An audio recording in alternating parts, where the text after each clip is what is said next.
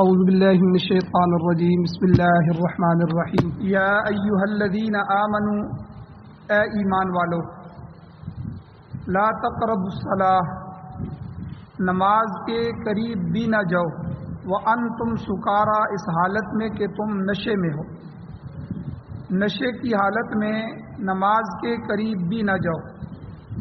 کس وقت تک؟ حتی تعلموا یہاں تک کہ تم سمجھ لو، جان لو، ما تقولون اس کو جو تم کہہ رہے ہو، جو بات تم کہہ رہے ہو نشہ اتر جائے اور اس کو سمجھ لو، اس وقت تک نماز کے قریب نشے کی حالت میں نہ جاؤ۔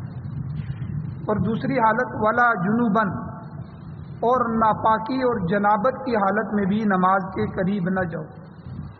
الا عابری سبیل، سوائے اس کے کہ راستے میں گزرنے والے ہو، حتی تغتسلوا یہاں تک کہ تم غسل کر لو۔ سورۃ النساء کی آیت نمبر 43، اس کا آدھا حصہ پہلا نصف آپ کے سامنے تلاوت ہوا ہے۔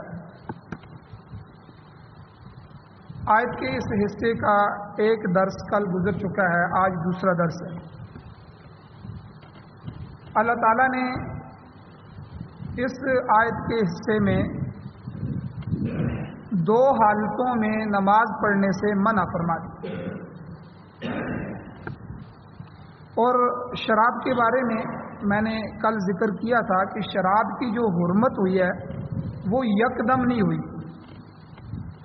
قرآن مجید میں زکوٰۃ کا حکم یکدم اللہ نے دے دیا، زکوٰۃ دو، نماز کا حکم دے دیا، اور دوسرے احکامات کا حکم دے دیا، پردے کا حکم دے دیا۔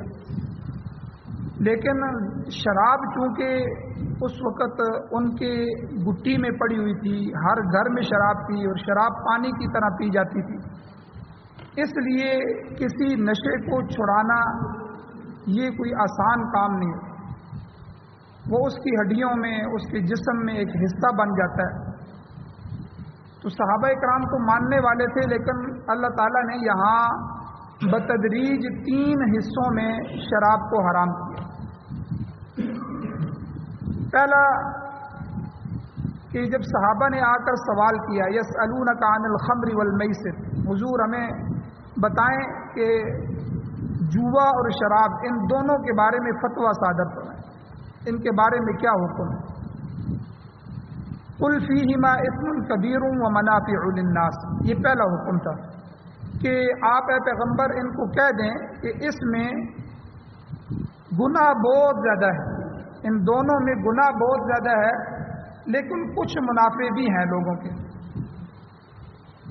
تو اب بھی بات صاف نہیں ہوئی تھی پہلی دفعہ، لیکن سمجھدار لوگ صحابہ اکرام میں سے اکثر اس بات کو سمجھ گئے تھے کہ اللہ تعالیٰ اس کو پسند نہیں فرماتے، اور صحابہ میں یہ صفت تھی کہ وہ اپنی پسند ناپسند کو نہیں دیکھتے، بلکہ وہ اللہ تعالیٰ کی پسند اور یا ناپسند کو دیکھتے۔ کسی عالم نے سنت اور بدعت میں بڑا بہترین طریقے سے فرق بیان فرمایا کہ سنت پر عمل کرنے والا بھی حضور سے محبت کرتا ہے، بدعت پر عمل کرنے والا بھی اس کو محبت کی وجہ سے ہی کرتا ہے۔ تو فرق کیا ہے؟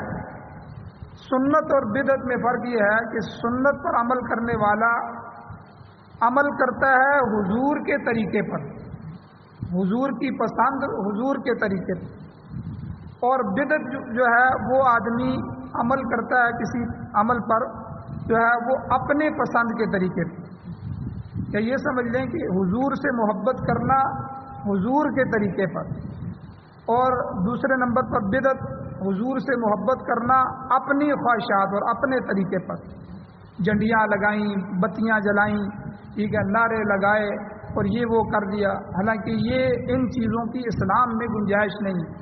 خالی نعرہ بازی ہو جائے، احتجاج ریکارڈ کرا دیا جائے، نمود و نمائش کرا دی جائے، اسلام عمل کا تقاضا کرتا ہے، ہمیشہ اسلام عملی طور پر ہمیں دین مہیا کرتا ہے۔ آپ دیکھیں کربلا کے میدان میں اب حضرت حسن، حضرت حسین رضی اللہ تعالیٰ عنہ سے بڑے لوگ کون ہوں؟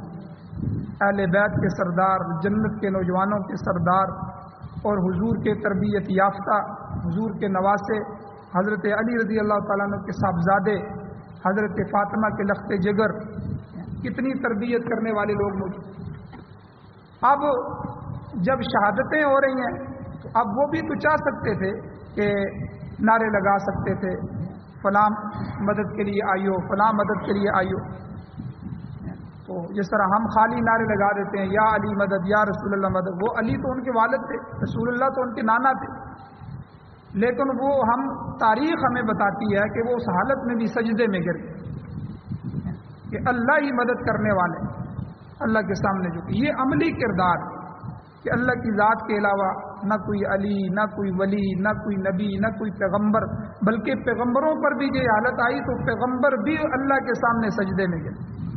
آپ غزوہ بدر کو دیکھیں، دوسرے حالات میں دیکھیں کس طرح پیغمبروں نے اللہ سے مدد مانگی، اور پیغمبروں کا کام ہی یہی ہے، ان کو بھیجا ہی اس لیے جاتا ہے کہ یہ جتنی مخلوق کے در پہ بڑی ہوئی ہے، مخلوق خالق کو چھوڑ کر کوئی بت کو سجدہ کر رہا ہے، کوئی پانی کو سجدہ کر رہا ہے، کوئی سورج کو اپنا مشکل کشا حاجت روا کہہ رہا ہے، کوئی جو ہے وہ گھوڑے کا پجاری ہے، کوئی گائے کا پجاری ہے، گائے کو ماتا کہتے ہیں، ان کو پوج رہے ہیں۔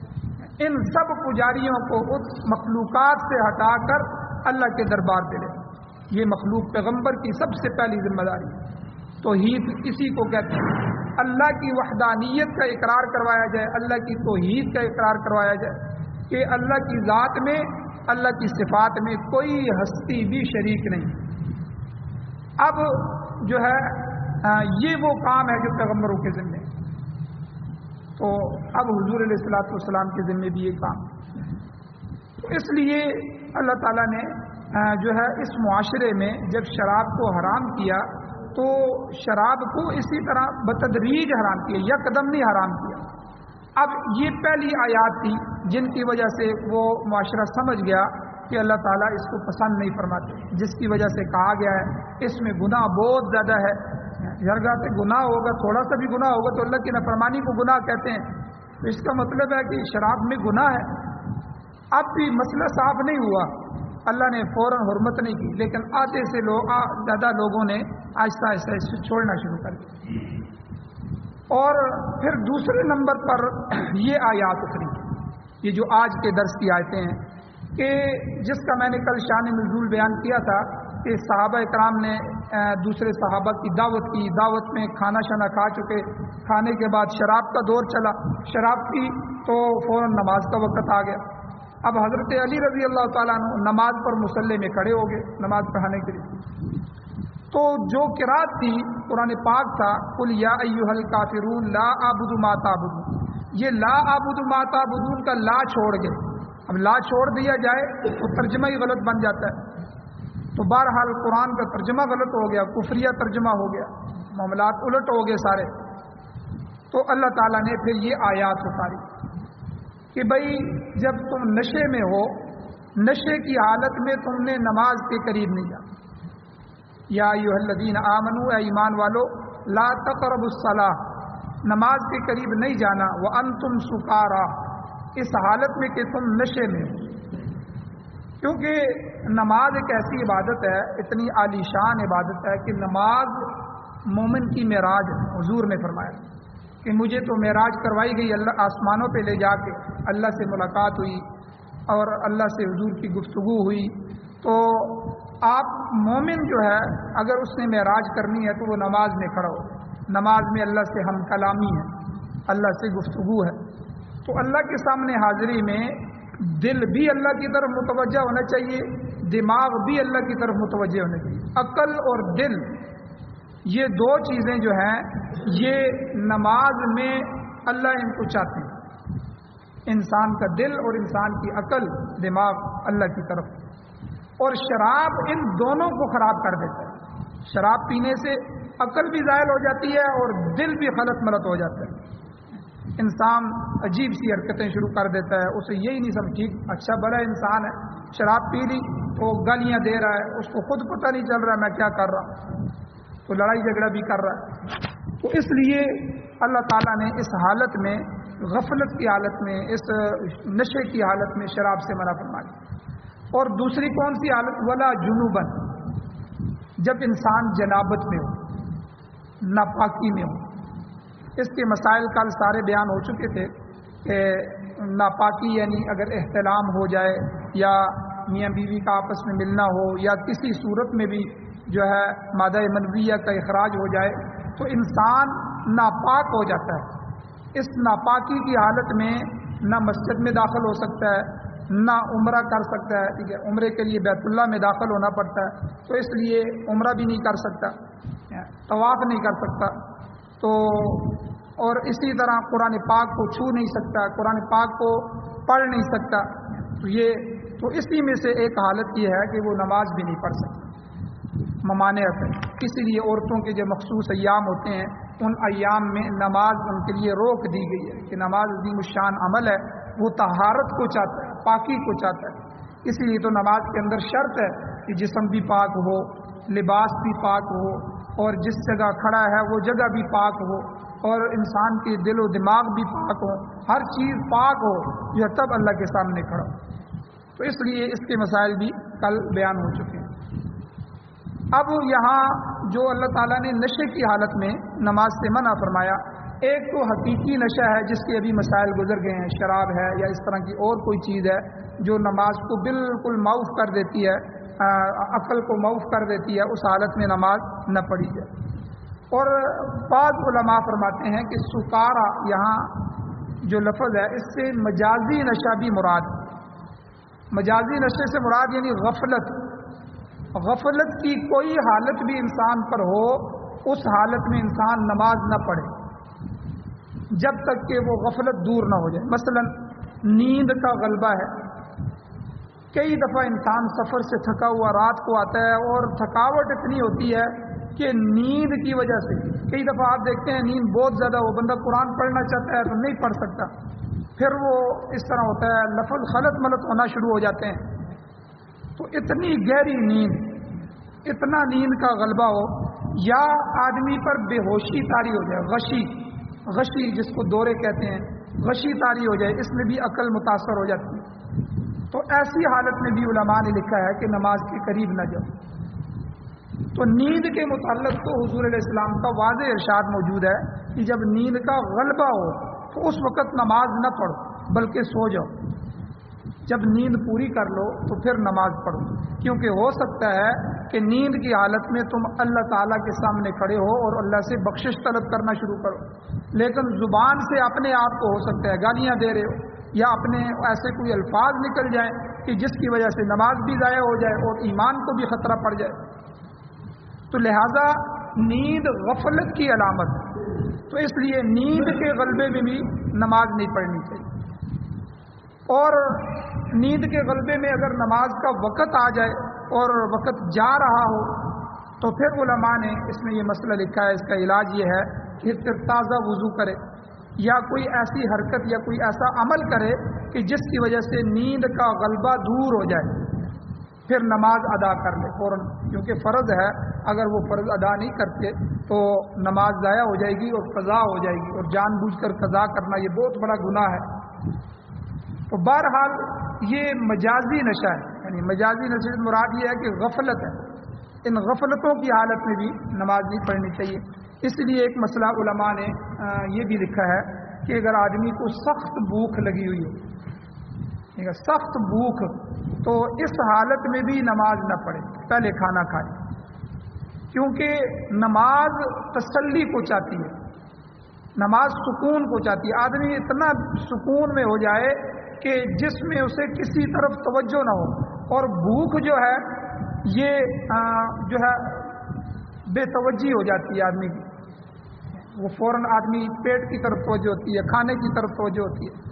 اس لیے اگر جو ہے آدمی سفر میں ہو یا کسی طرح باہر ہو اور کھانا حاضر ہو جائے تو اس وقت بھی پہلے کھانا کھایا جائے پھر نماز پڑھی، بہتر یہ ہے۔ فرض واجب نہیں ہے کہ کہیں آدمی جھگڑا شروع کر دے کہ مولوی صاحب نے مسئلہ بیان کیا ہے، لیکن علماء نے کہا کہ ہو سکتا ہے آپ کی توجہ کھانا حاضر ہوا ہو، کھانا پڑا ہو، تو انسان ہے، انسان کی نفسانیت جو ہے وہ اس کی طرف متوجہ ہو جائے۔ تو اس لیے ان چیزوں میں بھی آدمی کو چاہیے کہ نماز میں بہرحال خشوع اور خضوع کا ہونا بہت ضروری ہے، توجہ کا ہونا، دل و دماغ کا اللہ کی طرف متوجہ ہونا، تو اس میں جتنا انسان محنت کرے گا اس کی نماز بنے گی۔ صحابہ اکرام نے یہی محنت کی پھر آخر جا کے احادیث مبارکہ میں ہم پڑھتے ہیں کہ صحابہ کی نماز کی یہ حالت ہوتی تھی کہ نماز کے اندر اتنا سکون ہوتا تھا کہ پرندے آ کے ان کے اوپر بیٹھ جاتے. وہ بھی سمجھتے تھے کہ یہ کوئی لکڑی گڑی ہوئی ہے، پتہ نہیں کس ٹائم سے یہ آدمی کھڑا ہے، کوئی لکڑی ہے کہ جو ہل نہیں رہی. تو یعنی اتنا سکون، بدن میں سکون، روح کے اندر سکون، اتنی توجہ. اور مشہور واقعات ہیں صحابہ کرام کے، جن میں سے ایک واقعہ یہ بھی ہے کہ نماز کی حالت میں تیر پر تیر لگ رہے ہیں لیکن نماز کو ختم نہیں کر رہے، نماز کی لذت میں کھڑے ہیں. اور یہ تو اسی کو پتہ ہوتا ہے کہ جو لذت میں ہو، جس کو چاشنی لگ جائے، محبت کی چاشنی، ان محبوبوں سے اور محبوں سے جا کے پوچھو. لیلا اور مجنون کے قصے سنائے جاتے ہیں. تو صحابہ کرام کو اللہ تعالیٰ سے محبت تھی اور وہ اللہ کے محبوب تھے دونوں طرف. تو اس لیے ان کی نمازوں میں بھی یہی تھا کہ کوئی غفلت نہیں تھی.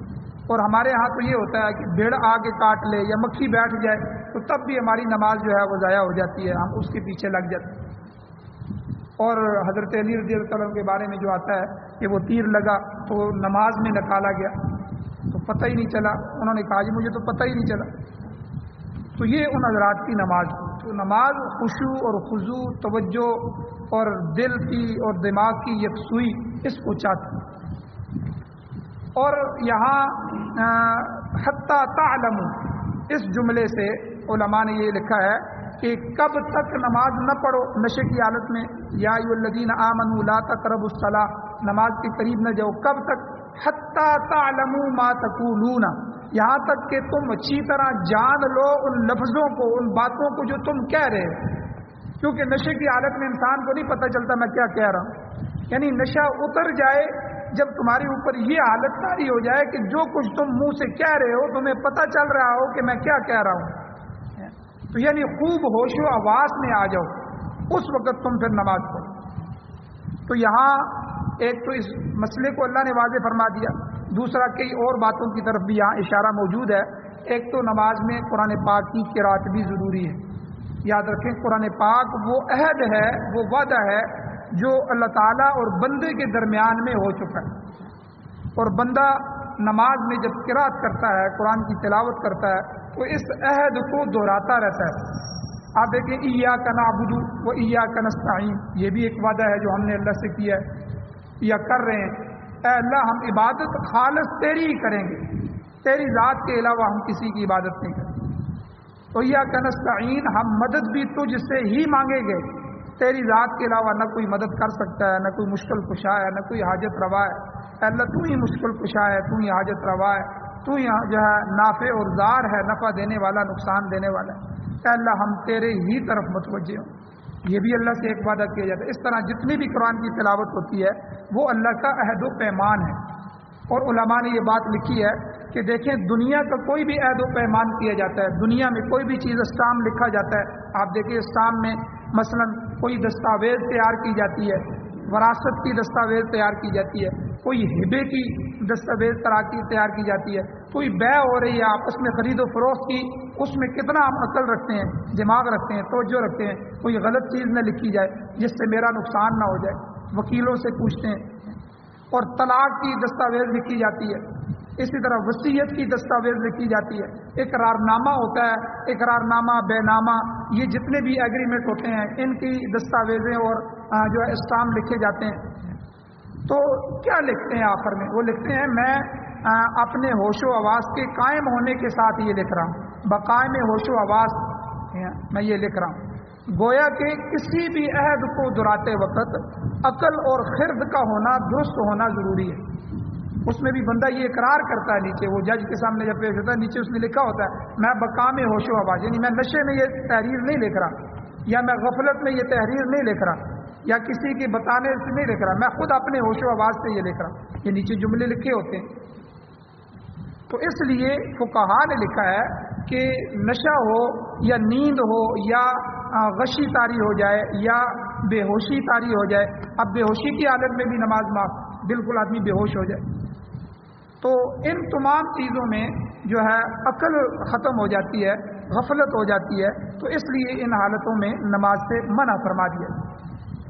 اب یہاں پر ضمناً ایک بات اور بھی آ جاتی ہے کہ عربی زبان سے آدمی کا واقف ہونا ضروری ہے. تو جب آدمی نماز میں کھڑا ہوتا ہے تو وہ سمجھتا ہے کہ میں کیا پڑھ رہا ہوں. تو مگر ایک اجمی آدمی جب قرآن پاک کی پوری تلاوت کرتا ہے تو وہ سمجھ نہیں پاتا کہ میں کیا کر رہا ہوں. اچھا، یہ جو سمجھ ہوتی ہے یہ بھی توجہ کا باعث ہوتی ہے. ایک ہوتا ہے میں چائنی زبان میں کوئی چیز پڑھ رہا ہوں، کسی کو سنا رہا ہوں اور مجھے خود پتہ نہیں ہے کہ میں یہ کیا پڑھ رہا ہوں. یہ بھی آدمی کو غافل کر دیتی ہے، خود اس کی توجہ نہیں ہے اس کی طرف، تحریر کی طرف. اسی طرح عربی زبان میں کم از کم آدمی نماز کے معنی سیکھ لے. نماز میں جو ہے وہ سورہ فاتحہ ہے اور چند تسبیحات ہیں رکوع سجدے کی، اور اسی طرح التحیات للہ ہے، درود شریف ہے. یہ چند چیزیں ہیں. دعائے قنوت ہے. تو ان کے بندہ معنی بھی سیکھ لے. جب معنی سیکھے گا تو ترجمے کی طرف دھیان ہوگا کہ میں اللہ سے کیا کہہ رہا ہوں اور اللہ کی میں کس طرح تعریف کر رہا ہوں. تو یہ بھی غفلت کا ذریعہ بنتا ہے کہ آدمی عربی نہ سیکھے. اور ہمارے یہاں آپ دیکھیں کالج اور یونیورسٹیوں میں انگلش سکھانے کے لیے، حالانکہ وہ بچے پوری زندگی میں کبھی انگلش بولتے بھی نہیں ہیں، نہ ان کو کبھی انگلش کی ضرورت آتی ہے. اور انگلش ایک زبان ہے، اگر پڑھا لکھا آدمی ہو، میٹرک بھی کیا ہو، تو وہ کہیں بھی کسی جگہ 2 مہینے 3 مہینے کا کورس کر لے تو وہ زبان سیکھ لیتا ہے. جیسے پشتو ایک زبان ہے، دوسری زبانیں ہیں. آپ اس ماحول میں جا کے 2-3 مہینے لگائیں، بولنا چلنا شروع کریں، بول چال کو زبان کہتے ہیں. آپ بول چال کریں تو وہ زبان بھی سیکھ لیں گے، اس میں کوئی مسئلہ نہیں ہے. عربی بھی ایک زبان ہے. تو زبان تو بندہ کسی میں سیکھ لے، اس کے لیے کوئی اتنی لمبی چوڑی پڑھائی کی تو ضرورت نہیں ہے. وہ تو بندہ تکلم کرے، تکلم سے وہ زبان آ جاتی ہے. تو وہ جو آدمی خاص عہدوں پر ہوتے ہیں یا بین الاقوامی انٹرنیشنل سطح پہ جو ترجمان ہوتے ہیں یا اس طرح ہوتے ہیں، چلو ان کا پڑھنا لکھنا بھی ضروری ہے کہ وہ دونوں زبانوں کے درمیان ٹرانسلیٹ کا کام کر رہے ہیں. لیکن ہم نے ہر بچے کو لگایا، وہ چھوٹے چھوٹے بچے، ان کی کتابیں پہلے جب پیدا ہوتے ہی جب ان کو ہم داخل کرتے ہیں تو ان کے بستے جو ہیں وہ 10-10 کلو کے بستے ہیں، اور ساری کتابیں ہیں. انگلش تو ہے ہی انگلش میں، میتھ بھی انگلش میں ہے، سائنس بھی انگلش میں ہے، اور کچھ عرصہ گزرے گا ہو سکتا ہے اسلامیات بھی انگلش میں کر دیں. اتنا بھوت سوار ہوا ہے انگلش کا کہ ہم نے اپنے تو، اور سیکھنے میں ہم بچے کو سورہ فاتحہ کا ترجمہ نہیں سکھاتے. اس کی نماز کی طرف توجہ نہیں ہے کہ یہ جو نماز پڑھ رہا ہے یہ کیا کہہ رہا ہے، اس کو ہم بچے کو جو ہے اس کی طرف بھی توجہ. تو اس لیے کم از کم جو ہے وہ صورتوں کا، کچھ آخری صورتیں ہیں، جو صورتیں بندہ نماز میں پڑھتا ہے 10 15 20 صورتیں، ان کا ترجمہ سیکھ لیا جائے، اور اسی طرح نماز جو ہے اس کا ترجمہ سیکھ لیا جائے. تو یہ چند چیزیں یہ سیکھ لیا جائے. اس سے بھی آدمی کو توجہ نصیب ہوگی کہ میں اللہ تعالیٰ کے سامنے کھڑا ہوں اور میں اللہ سے کیا فریاد کر رہا ہوں، قرآن کی صورت میں میں اللہ سے کیا کہہ رہا ہوں. تو فقہاء کرام نے یہاں فرمایا ہے کہ نماز ضرور پڑھنی چاہیے. اگر کسی کو ترجمہ نہیں آتا تو اس کا مطلب یہ نہیں ہے کہ ترجمہ فرض ہے، لیکن بغیر ترجمے کے بھی چیز سمجھ آئے یا نہ آئے نماز تو ہم نے پڑھنی ہے. ٹھیک ہے، یہاں اللہ نے تعلمو کا لفظ کہا ہے کہ جو کچھ بھی تم جان لو، جو تم کہہ رہے ہو اس کو جان لو تو پھر نماز میں آ جاؤ. علماء نے عجیب نقطہ لکھا ہے، اگر اللہ تفہمو کا لفظ فرماتے کہ یہاں تک کہ تم فہم کر لو، سمجھ لو، تو ہر نمازی کے لیے قرات کا سمجھنا ضروری ہو جاتا، فرض ہو جاتا. لیکن اللہ نے تعلم علم کا لفظ آیا ہے کہ بھئی تمہیں پتہ چل جائے کہ میں کیا کہہ رہا ہوں، اتنا ہوش و حواس. اور بہرحال تو اللہ تعالیٰ نے یہاں ایک تو نشے کی حالت میں، دوسرا ولا جنوباً، چنبی آدمی بھی نماز کے قریب نہ آئے. آگے اللہ نے ایک صورت کو مستثنیٰ کیا ہے، الا عابری سبیل، سوائے اس کے کہ وہ راستے کا گزرنے والا ہو. اس کا ایک مطلب تو یہ ہے کہ کوئی شخص مسافر ہے اور مسافر ہونے کی حالت میں جنابت ہو گئی ہے، رستے میں آدمی احتلام ہو گیا، جنبی ہو گیا، غسل کی ضرورت پڑ گئی، مگر پانی میسر نہیں یا پانی ہے تو اس پر قادر نہیں ہے، تو اس کے لیے اجازت ہے کہ وہ اس وقت تک بغیر غسل کی یہ نماز پڑھ لے جب تک اسے غسل کے لیے پانی میسر نہیں آتا، تیمم کر لے. ایسے حالت میں جب پانی کہیں بھی نہ ہو اور یا پانی موجود ہو، اس پر دشمن کا قبضہ ہو، یا وہ پانی اتنا مہنگا ہو کہ آپ خرید نہیں سکتے، یا کوئی ایسی جو فقہاء نے جتنی بھی صورتیں لکھی ہیں ان میں اگر پانی آپ کی دسترس میں نہ ہو تو اس حالت میں ایک حکم چھوٹ کر اللہ نے تیمم کا حکم دیا ہے. یہ آگے آ رہا ہے انشاءاللہ اگلی آیتوں میں، تیمم کی جو شرائط ہیں، طریقہ کار، تو بندہ اس میں نماز پڑھ لے. تو تو جب تک اسے پانی میسر نہیں آتا. ایک تو اس کا ترجمہ تفسیر یہ ہے، اور دوسرا عابری سبیل ان کا مطلب یہ ہے کہ نماز کے محل یعنی مسجد میں بھی داخل نہ ہو. البتہ اگر وہاں سے بطور راستہ گزرنا ہو تو مسجد سے گزر سکتا ہے. مسجد سے کوئی راستہ بنا ہوا ہے جس سے ایک جگہ سے نکل کر دوسری جگہ جانا ہوتا ہے، تو یہ تو جنبی آدمی کر سکتا ہے، اس کے لیے اتنی اجازت ہے. لیکن اس حالت میں مسجد میں نماز پڑھنے کے لیے نہیں آ سکتا. تو بہرحال اللہ تعالیٰ نے یہاں یہی فرمایا حتیٰ تغتسلوا، یہاں تک کہ جب تک تم غسل نہ کر لو اور پاک نہ ہو جاؤ تو اس حالت میں بھی مسجد میں نہ آؤ. اور جو ہے پانی سے طہارت حاصل کی جائے، یا پانی میسر نہیں ہے تو مٹی کو بھی اللہ نے طہارت کا ذریعہ بنایا ہے تو مٹی سے تیمم کر لیا جائے. یہ دونوں پاکی کی صورتیں ہیں. اللہ تعالیٰ سے دعا ہے اللہ ہمیں عمل کی توفیق عطا فرمائے. آمین. الحمدللہ رب العالمین والعاقبۃ للمتقین والصلاۃ والسلام علی رسولہ النبی الامی الکریم. اللهم ربنا آتنا فی الدنیا حسنۃ وفی الآخرۃ حسنۃ وقنا عذاب النار. یا اللہ ہماری کمیوں کوتاہیوں کو معاف فرمائیے، درگزر فرمائیے، صغیرہ اور کبیرہ گناہوں کو معاف فرمائیے. یا اللہ قرآن و سنت کو سننے، سمجھنے، عمل کرنے کی توفیق عطا فرمائیے. یا اللہ جسمانی اور روحانی، ظاہری اور باطنی پاکیاں نصیب فرمائیے. یا اللہ ہر طرح کی گندگیوں سے، نجاستوں سے، گالی گلوچ سے، نفاق سے، یا اللہ جھوٹ غیبت سے، یا اللہ یہ بھی گندگیاں ہیں، یا اللہ ان سب سے ہمیں محفوظ فرمائیے. یا اللہ طہارت اور پاکیاں نصیب فرمائیے. یا اللہ نشہ آور چیزیں جتنی بھی ہیں یا اللہ جن کو آپ نے حرام کیا ہے، یا اللہ ان سب سے ہمیں اور ہماری نسلوں کو محفوظ فرمائے. یا اللہ قرآن و سنت پر عمل کرنے کی توفیق عطا فرمائے. یا اللہ جو حضرات پریشان حال ہیں ان کی پریشانیوں کو دور فرمائے، جو بیمار ہیں ان کو شفا دیجیے، جو اس حضرات اس دنیا سے ایمان کی حالت سے جا چکے ہیں یا اللہ ان سب کی بخشش فرمائے. صلی اللہ تعالیٰ علیہ خیر خلقہ محمد وآلہ وأہل بیتہ وازواجہ اجمعین برحمتک یا ارحم الراحمین.